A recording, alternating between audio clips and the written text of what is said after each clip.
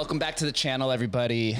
Oh man, I've been waiting for this conversation for quite some time. I'm here with the legendary Mitchell F. Chan. He is the man who created digital zones of immaterial pictorial sensibility. Did I get that right? You did. Yes. You got it right. Oh man. I had to practice that a few times.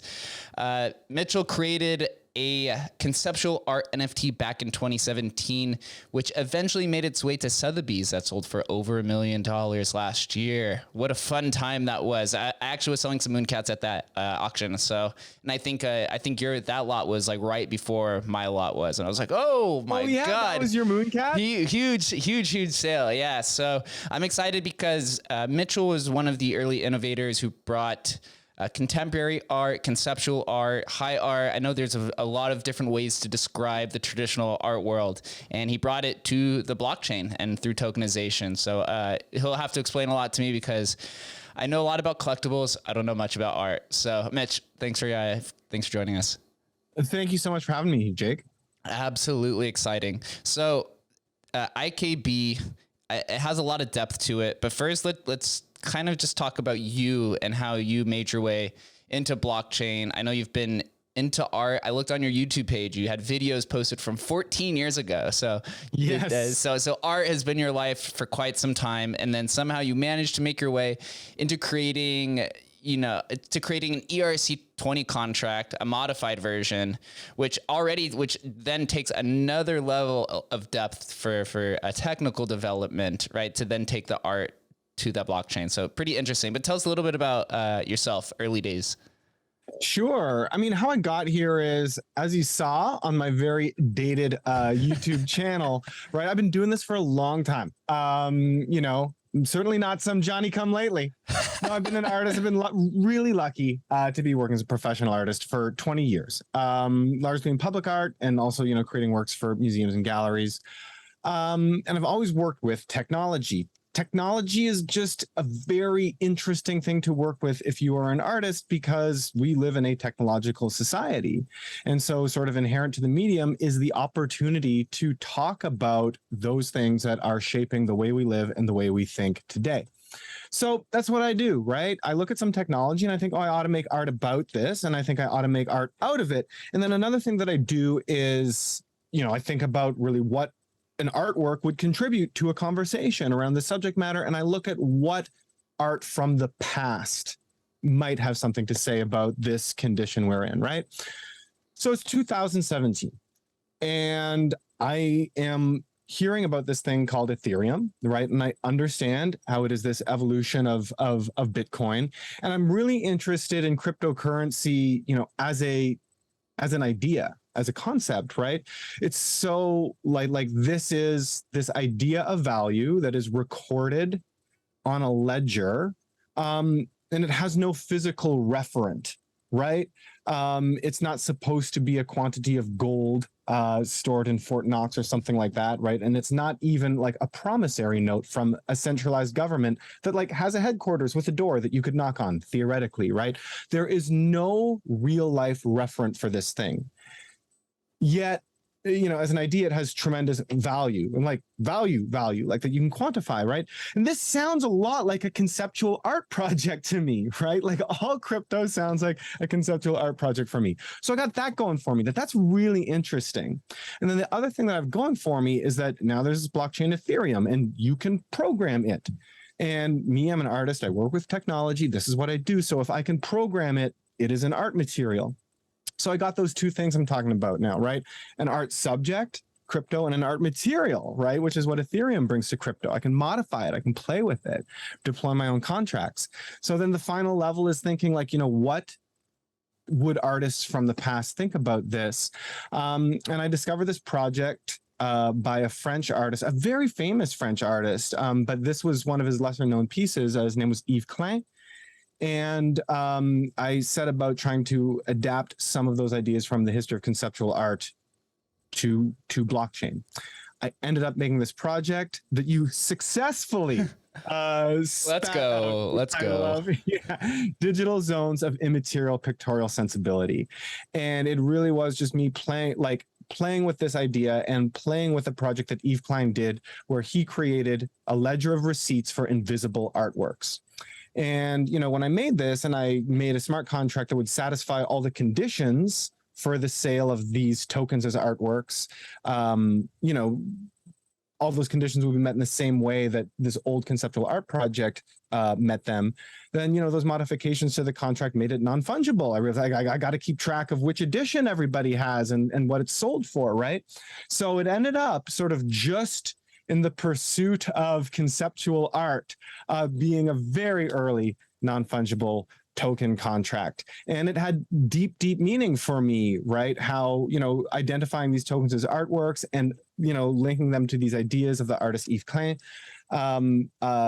you know, that had a lot of meaning for me. So I wrote an essay about it. I wrote this 33-page essay called The Blue Paper. And it's sort of an essay that is like a conceptual art explainer for crypto people, or a crypto explainer for conceptual art people. And, you know, I put that essay with the code repository, and, you know, then people found it 3.5 years later, and here I am. This is this blue paper that I just pulled up on the screen, 34 pages, literally, for those that are listening, blue background for it, written August 2017. At the beginning of it talks about Klein's zone of immaterial pictorial sensibility, which this is based on. And as we were discussing before we started recording, I thought I had really understood this project. And then as I started going through the blue paper, I realized how many different layers have been embedded into this project, especially from Klein back in 1958. And to me, it kind of presented two foundational questions, which ironically is the same questions that considers heavy debate in the historical NFT community, which is kind of like, what is art, and then what is ownership, and how do you define that? And here you managed to demonstrate that before the conversation had found its way to the blockchain, and before the historical community kind of eats itself trying to debate what it actually means. So the question I could present you first is, can anything be art? Do you think conceptual art takes that question of what is art and allows art to be applied to almost anything that can be viewed, whether it's material or immaterially? Mm-hmm. Well, okay, let me derail you a little bit before I answer that question. And let's come back to it, and I'll give you my opinion on that. But like, maybe to explain in this particular instance what we're saying art is, maybe I should just tell the story of this Yves Klein piece from 1958, because you know, as you pointed out, you know, now we have these questions: what is art and what is ownership, right? And so through this story, you can see how, when I was looking at this in 2017, it's like, those are the themes of the project, because those were the conversations I imagined coming out of like a crypto art space, right? And this is why Yves Klein's work was the perfect work to translate to blockchain, to answer those questions like what is art and what is ownership. Because, I mean, geez, he saw it in 1958, right? So here's the story. And here's really what my project represents as well. It's 1958, and there's a very famous artist named Yves Klein, and he's most famous for making these blue monochrome paintings. And if you saw one, it would be instantly recognizable to you. It's this really incredibly flat ultramarine blue. And he actually patented this blue, right? And you could think of these as sort of minimalism, which is an idea that we're sort of comfortable with, but Klein would say that they were not that, right? He was trying to create an experience for people. And he believed that the job of an artist was really to transfer some kind of sensibility, and you can call that an emotion or an idea or whatever, from the artist to the viewer. And that the painting was sort of an imperfect vehicle for doing that. So he creates this project in 1958, and it's in this gallery in Paris, and people are lined up to see it because Yves Klein is very famous. And when they enter, the room is completely empty, and these are invisible artworks, right? But they're not invisible artworks. They're him saying like, no, there's a sensibility here that is not material, hence Immaterial, Sensibility. And this is like what's for sale, and I'll sell this to you, right? So there's him talking about what is art. That's what Klein would say. What is art? It is a transfer of a sensibility, an idea, a feeling from an artist to a viewer. Now the question, what is ownership? Well, Klein understood that ownership is actually a really important part of how we validate art, because another good question about what is fine art or what is professional art is art that is sold for money. And although, you know, people in the art world and academics don't like to admit it, we have to understand there's a corollary between the market value of something and our perception of it. And actually, even just owning something really changes our perception of it. Like I have a different feeling for, you know, this phone, which I own, than for yours, which might be exactly identical, right? So Klein knows that ownership is important. And so these invisible artworks have to be for sale. And because these artworks are so immaterial, he'll accept only the most material of currencies, which is gold. So you could buy one of his invisible artworks for a quantity of pure gold, and then you would own it. And you would know that you owned it because Klein would give you a numbered receipt that says exactly which edition you own. That's where I had the idea that that could be a token contract and a token number with the requisite non-fungible fields, right? But now, more and more, what is ownership? Well, can you own this sensibility?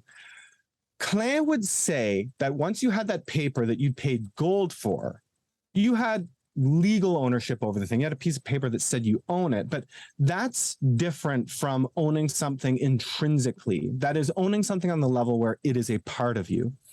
And so he would say to whoever just gave him a big old pocket full of gold, he would say, look, if you want to really own this thing in the most meaningful way, you and I will meet at the River Seine, and you'll burn this receipt that I gave you, right? That's relinquishing all material world rights over it. And these receipts, by the way, if you kept them, like one of those just auctioned for $1 million, okay? But you would burn the receipt and you would throw half the gold in the river. And you would say, now this is real ownership. Now you own this thing intrinsically. It is a part of you. And the people who did that, I mean, they've documented it and talk about it as the most incredible of sensations that they've ever gotten from an artwork. So that was the story of sort of the piece that I was inspired by when I was looking at blockchain, and how it, I think, you know, poses some answers to the questions, what is art and what is ownership? Yeah, it's absolutely a beautiful story. And as I was reading the actual story from your blue paper, and then trying to apply that to how you did it, there's a lot of parallels. And one interesting question that I proposed to myself was, okay, what substitutes gold in Klein's situation to Mitchell's situation? And essentially you're using Ethereum, right? Is like the modern day gold. And so you're thinking about that kind of question, which back in 2017, Ethereum was also was kind of going through its own identity crisis of trying to figure out what Ethereum actually was, because there wasn't really much that existed on it at the time, right? We were going through the ICO bubble. People were like, is ETH currency? Which is, most people are now thinking it is currency and a store of value. But back then people did not agree with that at all. So you're introducing multiple questions from different layers, whether it's intrinsically with Ethereum or kind of externally of what is art, what is ownership, etc. And here I have, I also uploaded right here, for those that are looking, the Digital Zone of Immaterial Pictorial Sensibility Series 0 Edition 10. So I'm assuming this means it was the 10th minted token. Yeah. Sold for $1.2 million at Sotheby's on October 26th. What a day. That was a heck of a day.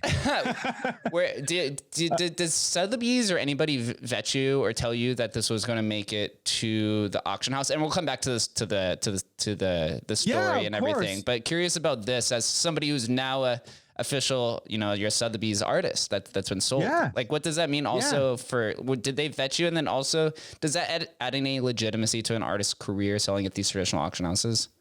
So that's a great question. Does it add legitimacy to an artist's career? And the answer in the traditional art world is certainly yes, absolutely, right?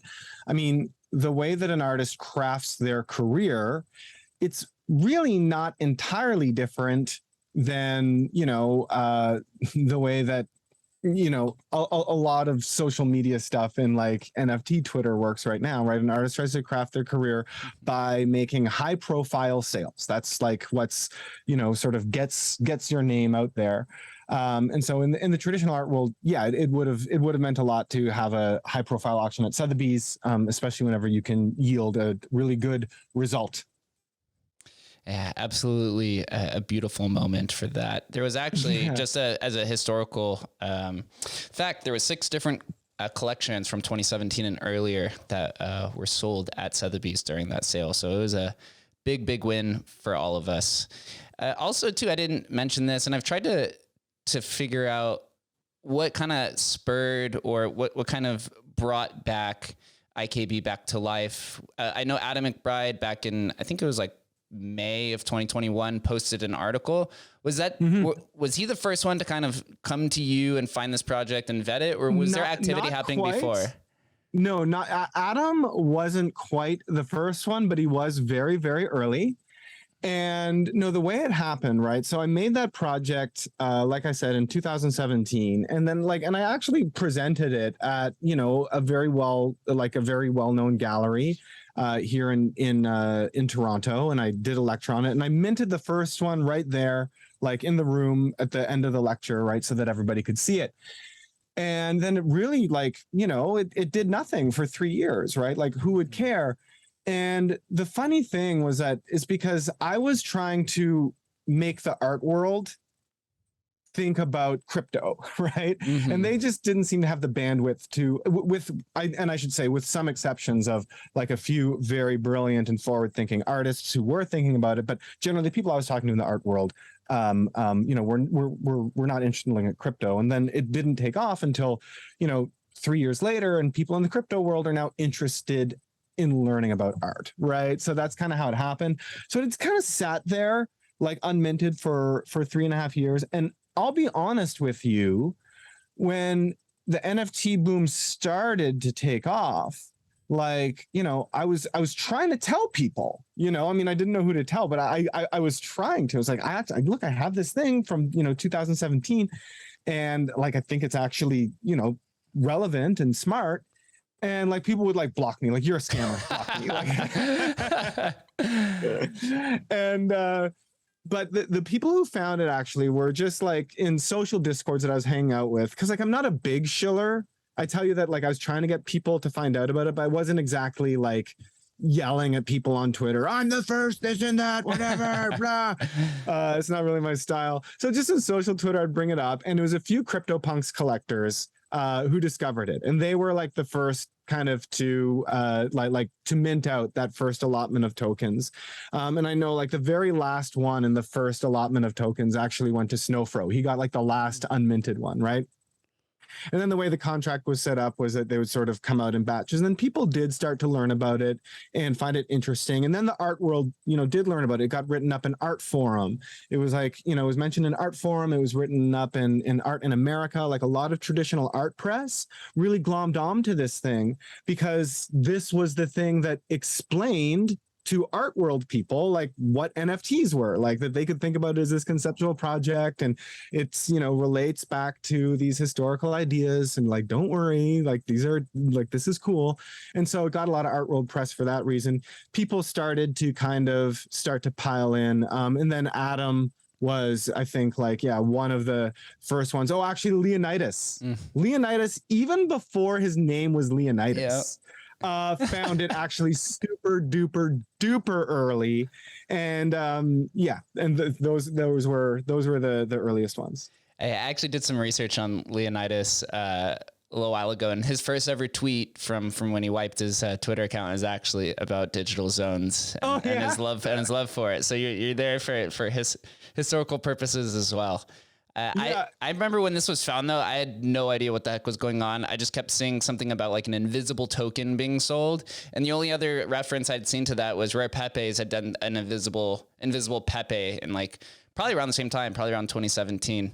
But for me, the idea of like conceptual art didn't click really until I started seeing it applied more and more over time, even similar to a conceptual, I guess you'd call it conceptual legal case right now with Ryder Ripps, right? Trying to prove what's a token and what's not in the conceptual art. And of course, there's more things that exist to it. Would you consider that something as like conceptual art of trying to prove like what the meaning of a token is, or do you think there's something else there?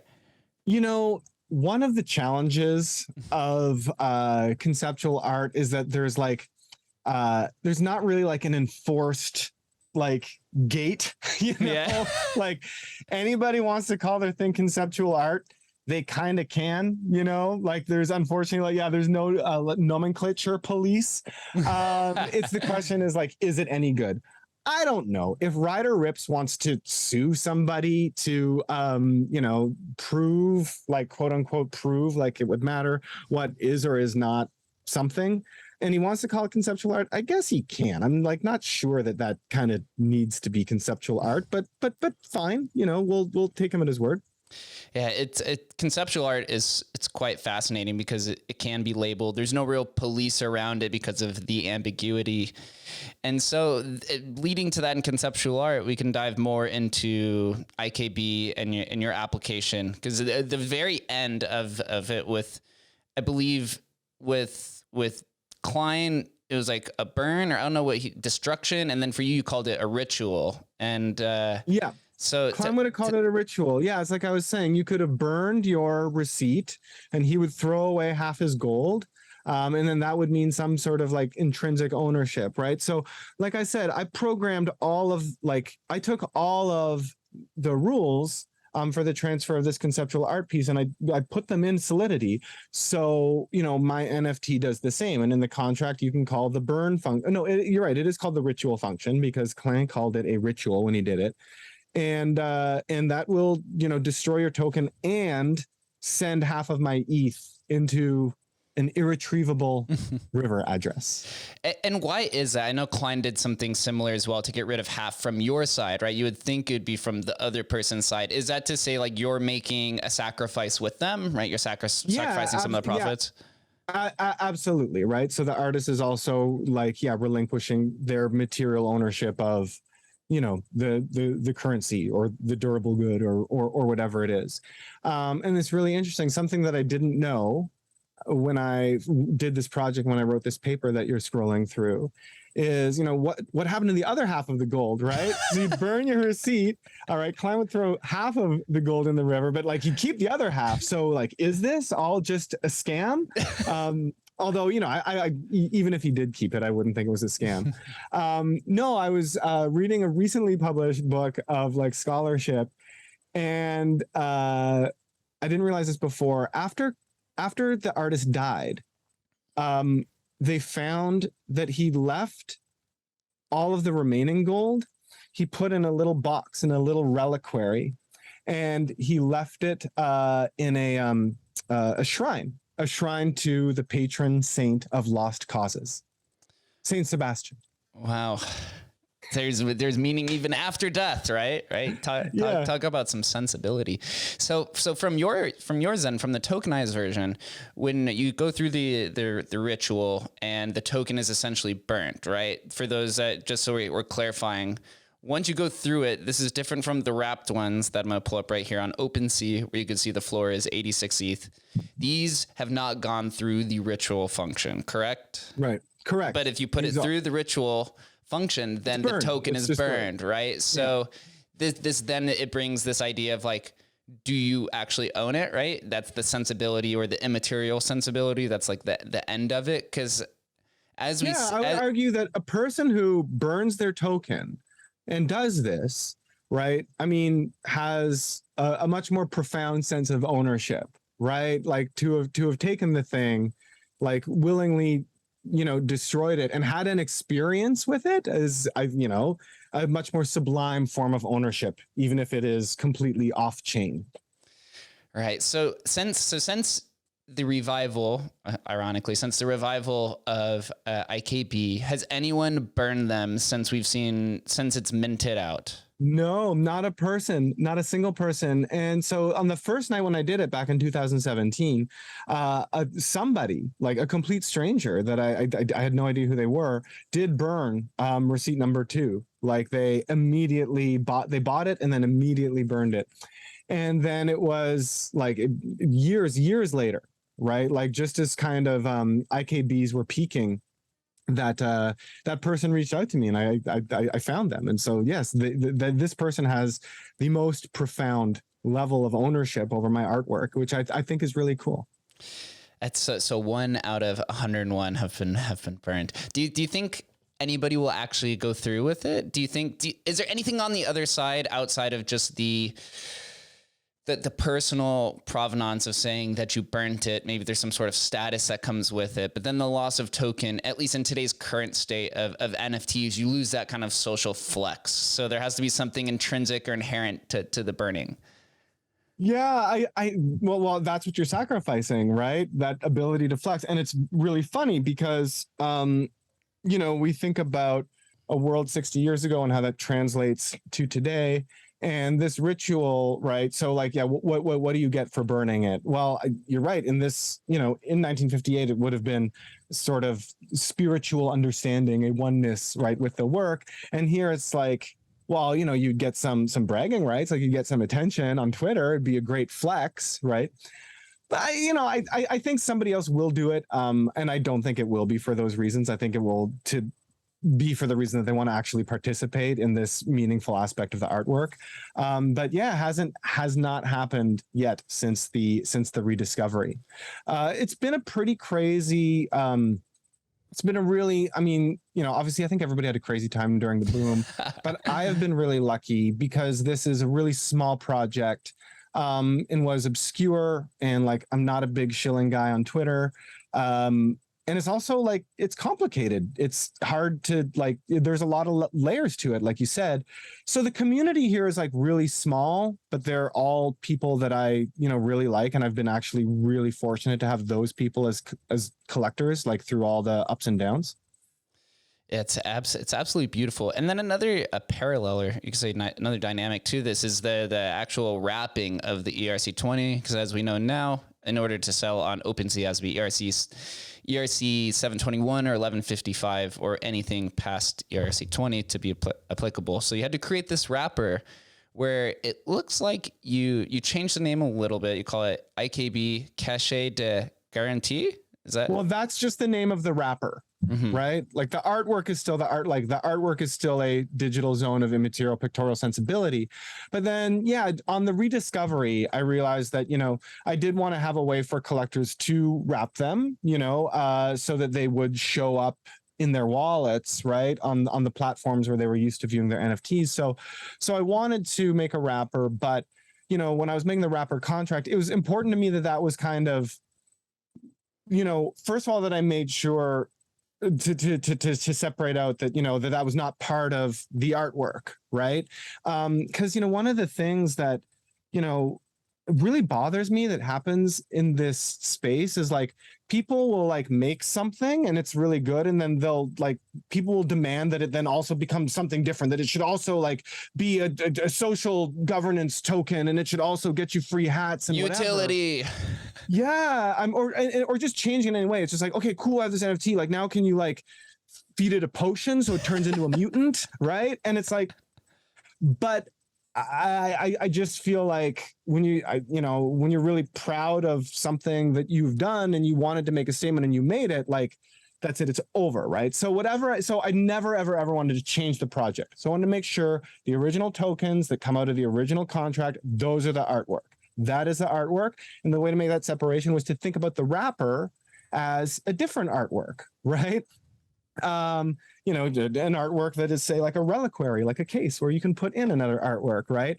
And so making a wrapper for it was really interesting because the original artwork, like this token, is a receipt, essentially.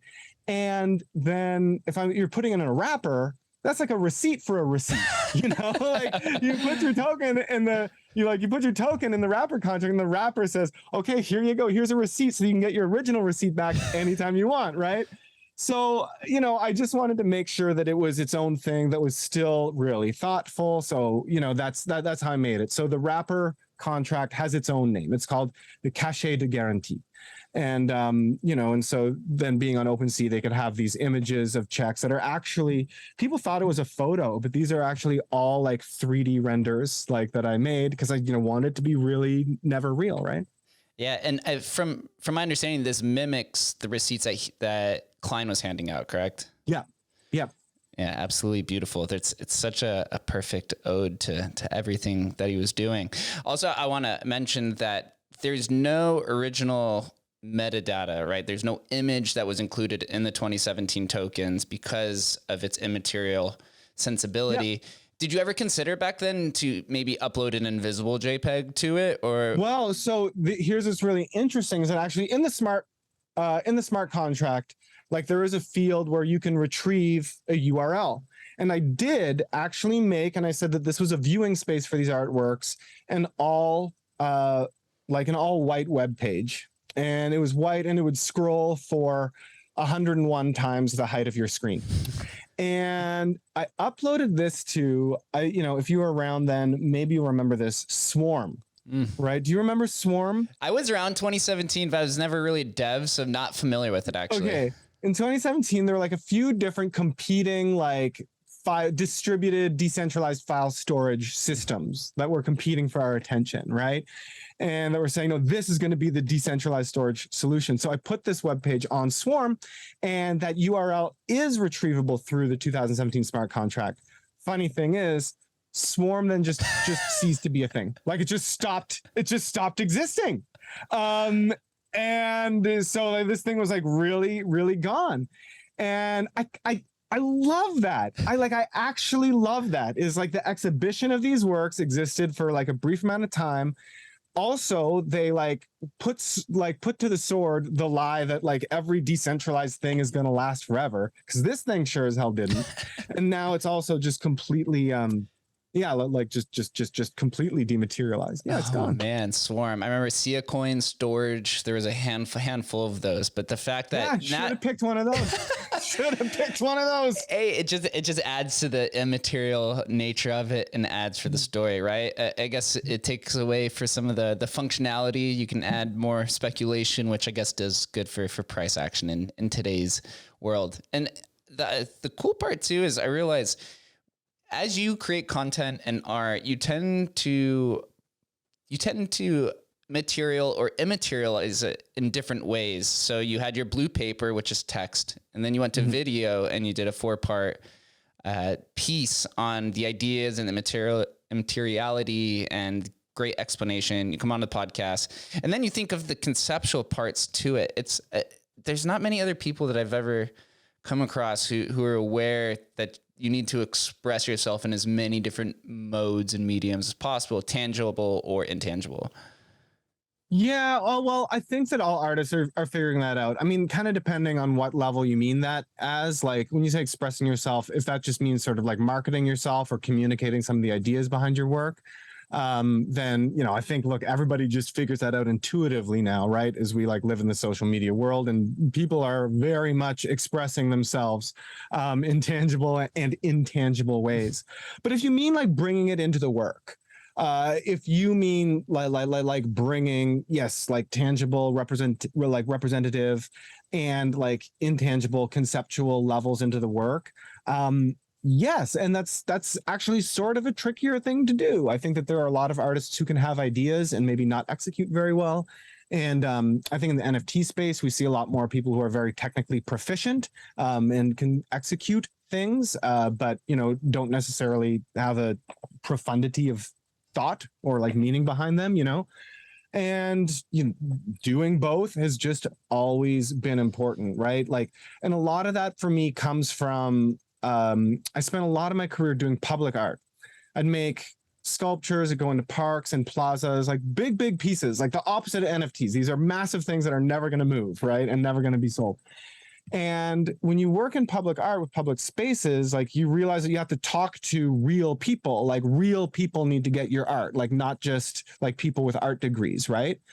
And so you got to have all these different layers in it for people. Like I've never wanted like my ideas to be inaccessible to somebody who doesn't have like a PhD or anything like that.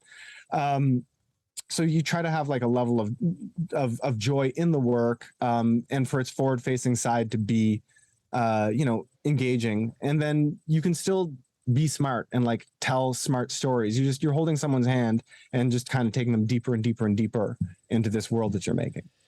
So what would you say then motivates you as an artist moving into the world of concept art, or you call it public art? I would assume that you're not leading with the intention of profitability or maximizing monetization, because maybe that market hasn't matured to the full degree, especially using this on the blockchain in 2017. Do you pursue these kind of endeavors just from curiosity, or is there something more that you're seeking to prove or display to the world? Oh yeah, no, it's really just curiosity, and it's really just enjoying the process, like you have to enjoy the process of making what you're making. And I enjoy this process of, thinking about the world around me and trying to figure out, how art is or is not relevant to it. And that's kind of why you do it. I've always been lucky though in my career that, I've been lucky that I've been able to work in different modes, right? Like I've done work in my public work that is very, very tangible. And it's nice. Like I get to enjoy the challenge of doing that. There are big technical and engineering challenges involved with making these like massive, massive artworks. And like, those experiences would help me kind of frame my thinking as I came to doing more conceptual stuff. And the nice thing was that because, I was successful in my public art career, my conceptual stuff, as you identified, like it didn't need to ever make money, and I didn't think it ever would. It was really nice to, be able to show it in galleries and stuff like that. So you could sort of be in conversation with other smart people that you like. But yeah, that's sort of, it's all just from enjoying the process and the challenge. It's when I was browsing the Chan gallery, there was some interesting projects I found that aren't related to tokens, and these ones actually preceded the IKB. So let's talk about this one for a second. I found it interesting as I watched this video actually a few times, and I was trying to understand what the actual point was, but I think it's showing. This is it's like immaterial and material, right? You see it, but if you grab it, it changes and then it disappears or dissipates because it looks like it's just smoke that's colliding, and then it has light that's kind of refracting underneath in a few angles. What is the point of something like this, and what's the tension of it? The point of it is that it's very good art, and I think hopefully a very beautiful experience that, as an artwork, I hope has a lot to say about the world we live in. So what Jake is looking at on his screen right now is this sculpture. This sculpture is called something National Conversation in 2 characters or less, and it takes up it took up the full gallery, moved everything out.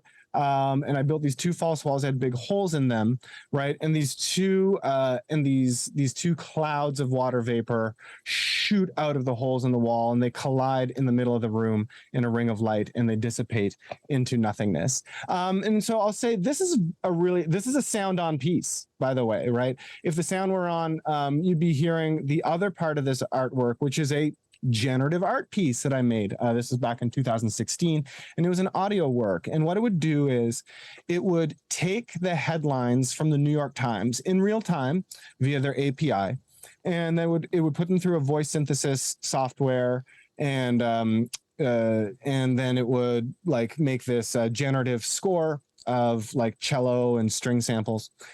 And it would so this whole room just read the news to you while these clouds slammed into each other.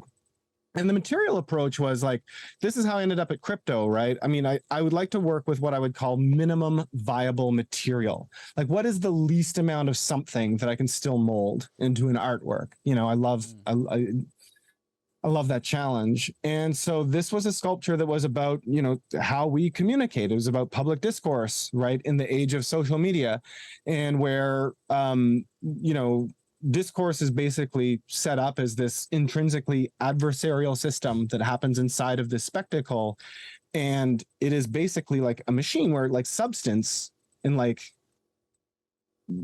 content is not really required. It's fine. Like the machine will just keep on running by itself, even if we've completely run out of things like useful or true things to say, right? So this was, you know, a sculpture of that, right? It is a sculpture of a condition of the world as I see it. You've been opening my eyes just through the conversation and through just looking and observing some of your work of like what art actually means. And we didn't get to go back to this from the very beginning, is as we've looked through the material, immaterial, and all variations of what art can be, do you think anything can be art, or does there have to be intention behind it to be art? I am very not protective of the word art. And yes, I did promise you that I'd come back and give you my opinion on it. I got him. Right? It's this kind of thing. It's like, I can't enforce it. Anybody can call them an artist, can call themselves an artist, and that's fine. I won't really do anything about it. And there's no hard and fast rule. Like you said, you know, like you said, did there have to be intention behind it? Well, not always, you know. Does it have to be, you know, aesthetic? Well, we've just proven that the answer is no, right? But this is what is good art? You know, we'll let anybody. How about you can call your thing art if you want, but then I get to say it's bad, right? and so I would say that art that is not bad, art that does not suck, often has intention behind it, right?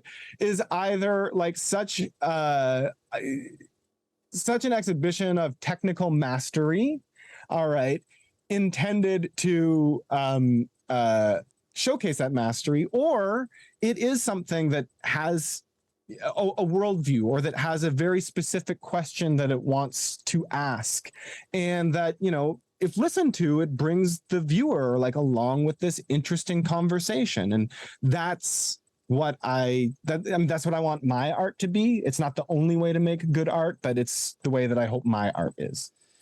And in full response to your question, and all that other crap, yeah, that's also art too. That's just depending. A lot of it's bad. Just defining if it's good art or not art. Yeah. So then moving past art and kind of moving into where we are now, your website or your Twitter account is mentioned. It mentions some of the things that you've been working on since 2017.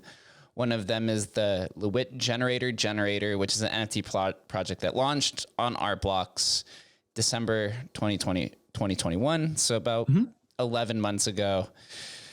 Can you explain to us what the project is? And then was there a reason, or was your love and curiosity through the blockchain inspired because of everything that was happening in the crypto space? And now it seems like this is where you're kind of putting most of your focus, as you've also have on here some sort of, which we'll talk to next, which is initials baby or BB. Yeah.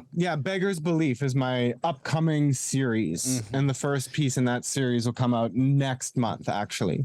And, you know, in response to your overall question, like, yes. And so now the majority of my work is in the crypto space now. Because, you know, I still find it interesting, and obviously because, you know, there's a market for it now, which really helps, but also because it's where I've found the coolest people that I actually enjoy like hanging out with and doing my work with and showing my work to. I know my audience a lot better here, and I like them, and I know and like a lot of the other artists in this space, so it's just a place where I would rather spend my time. But you know, saying that this is like my you know, working more in the crypto space, I also release very, very little. I don't really understand like artists who are putting out new stuff for sale, like, you know, every month or whatever. I like to be really thoughtful about what I do and have intention behind it all. So yeah, since like IKB was made in 2017, I did do this art blocks project in 2021, which I was really proud of, and you know, also was a piece that was trying to link blockchain to conceptual art, and there's an essay, you know, about that. And then, you know, I'll put out my next piece, little preview like at the end of 2022, but really coming out in 2023, and like, and then probably like, you know, another year until the next one. Like I like to mint very, very rarely, and only when I've done something that I'm really proud of. Smart. I'm assuming there's some sort of like dilutive property to putting out too much work, which yeah, I think so. Like in the market sense for sure, and just yeah, the dilutive property of like, you know, what is like, you know, what is your best work? Like, what do you want to be remembered for after you die, right? And I'll be really proud of if, you know, they're like, you know, at the end of my life, if there are like 10 exhibitions. I mean, it's a little bit, you know, different now, but I used to think if I could do like 10 projects, 10 really good ones before I die, that'd be great. That'd be a lot. As somebody who's been on all sides of art as we've gone through this conversation, do you think NFTs poses like an existential risk to the physical art world? Do you send? Oh, absolutely not. No, no, NFTs are absolutely, they're no threat to the physical art world. You think they can be compatible and work in unison? Is it a threat at all? No. Look, let's talk about the art itself. Right, and then like the medium and the format. The art itself is just it's fine. Like it's a different thing. The majority of artists who sell their work through tokens have very different goals than the goals that are common in this sort of traditional art world. As an experience, I mean, there's no existential threat to the physical art world. Standing in front of a painting is a magical experience when it's a great painting. Like nothing's going to take that away. Like there's no way that there's no financial system or wallet that will take that away. But NFTs are completely compatible with the art world because they are just this great way of transacting digital art. And surprise, surprise, like I believe that a great deal of the most interesting art of like the past half century is digital art, because it's the art that has something to say about our digital world, right? And says it like with technical mastery, right? With skill, like in the media native to the subject, right? So no, we'll just see that, museums will figure out how to present. Museums will figure out a smart way to present, digital artworks. They won't really care whether those artworks were bought or sold via NFT or like, Western Union, like promise note. Okay. It's nothing but a blessing for like the physical art world. It takes away nothing and adds, and adds an entry point for this really, really important and vital type of art. That's good. That's good to hear. That's kind of the same conversation as is Bitcoin an existential risk to the dollar? As we see in the current state of the market, the dollar is more of an existential risk to Bitcoin than it is the other way around. Of course, things change over time.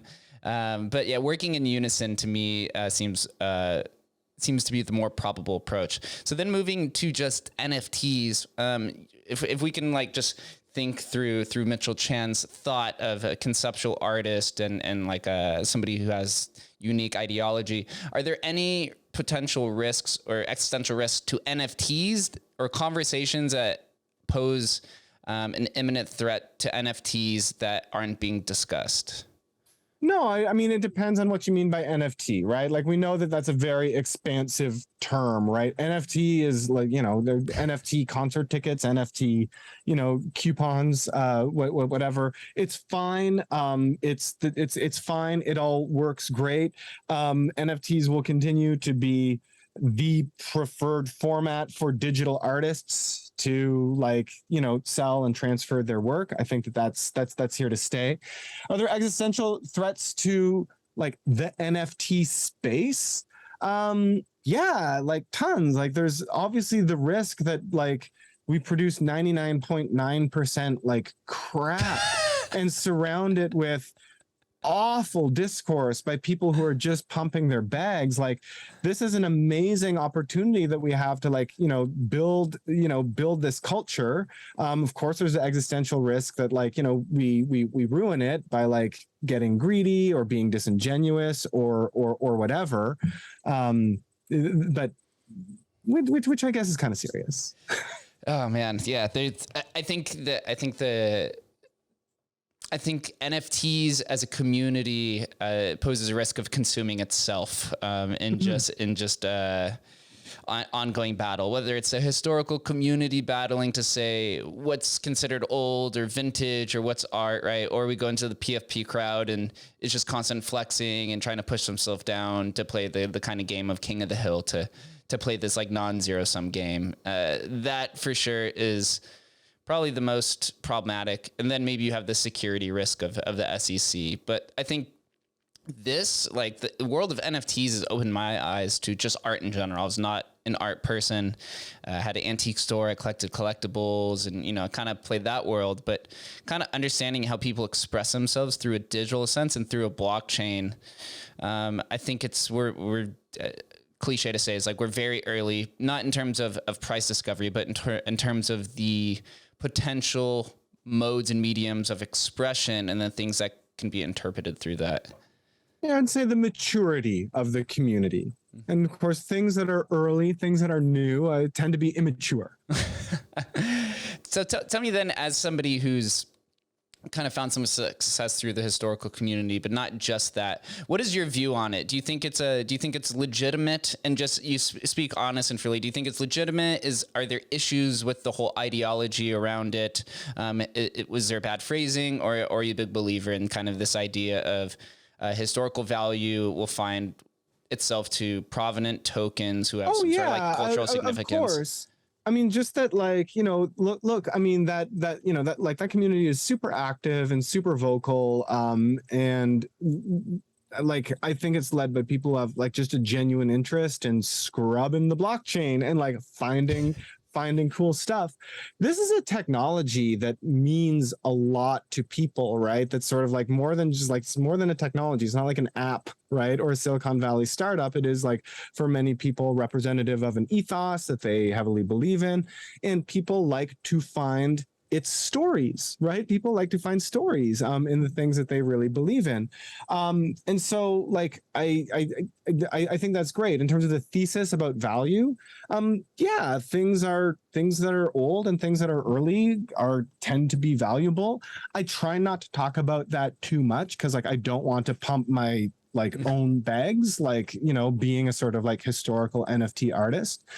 I think that any community can get, very like a little bit overexcited at times and like attributing the wrong type of value to what are like very minute like differences, or like, I'm like not convinced that, the seventh PFP project on Ethereum will be like that much more valuable than the eighth PFP project or anything like that.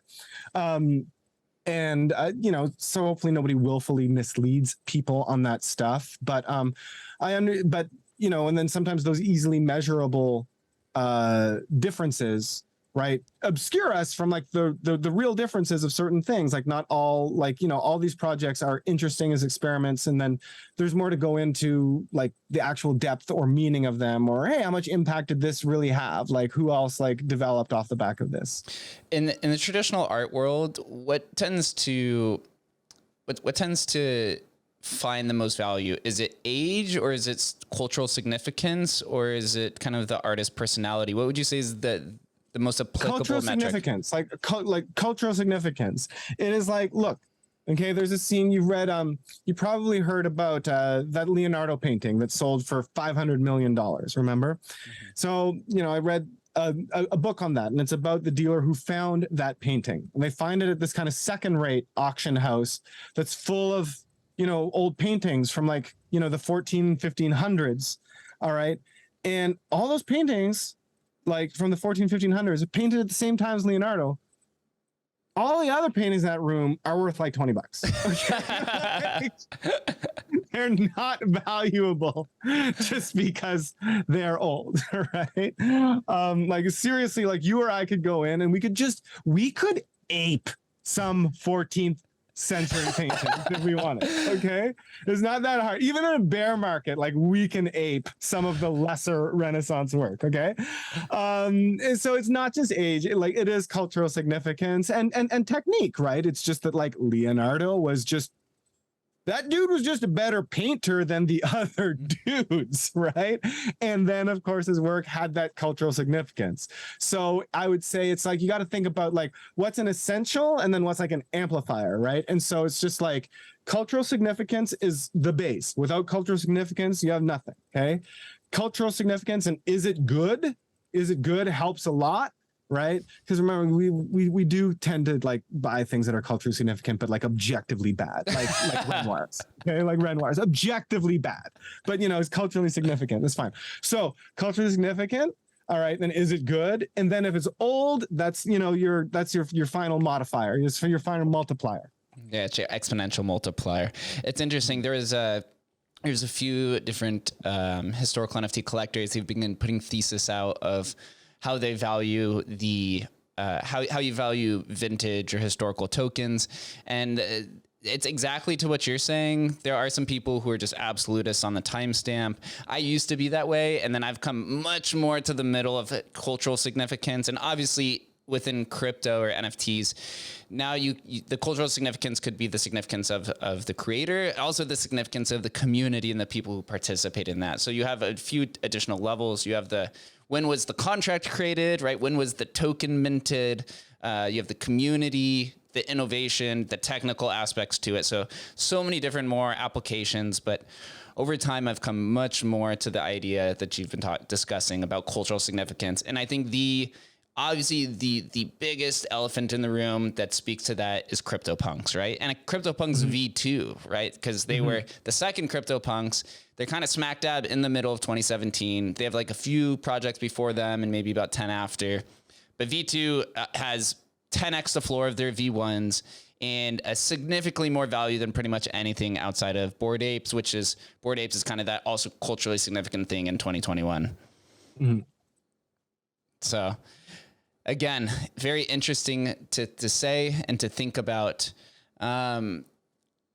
I think we could probably end this here. Can you just tell us a little bit about your recent project coming out? Give us if there's any alpha or any idea of when we may see it released. Oh, is there alpha? Yeah. They want to know. Alpha for you? Sure, I'll do a little alpha. My next project. I've put out a couple of essays, like just really short FAQ explainers on what I'm doing. And so this will be like only like I said, I did Digital Zones 2017, Art Blocks 2021, and now this. And this is what will basically be taking up my time for the next few years. And these are, you can think of them as like immersive, you can think of them as games. They're essentially artworks that are kind of video games, right? You can just think of it as like my thesis here is that at a certain point it became okay for art to look like advertisement illustration. It became okay for art to look like a urinal or a ready-made object. And now I just think that it's good for like art to look like a video game. So these are these games. The games are artworks and they're being done in sort of series and numbers, right? Where there is like a number of these artworks that are on a certain theme that are intended to be exhibited together. So the overall project is called Beggar's Belief, and series 1 of Beggar's Belief is titled Sports. And the very first one is going to come out in November, and it's actually part of an exhibition that was curated by the Albright Knox Museum. So I'm really, proud to be working in that institutional setting for this piece. And you'll be able to find it sometime mid-November. All right, look out for it. We're about a month and a half away. Mitchell, thank you for coming on. You've taught me a lot. I was able to understand to a more conceptual level. Maybe one day I could follow in your footsteps and create some conceptual tokens. So I thank you for sharing your time. Thanks for having me. Thank you guys for listening and watching. We'll catch you next time.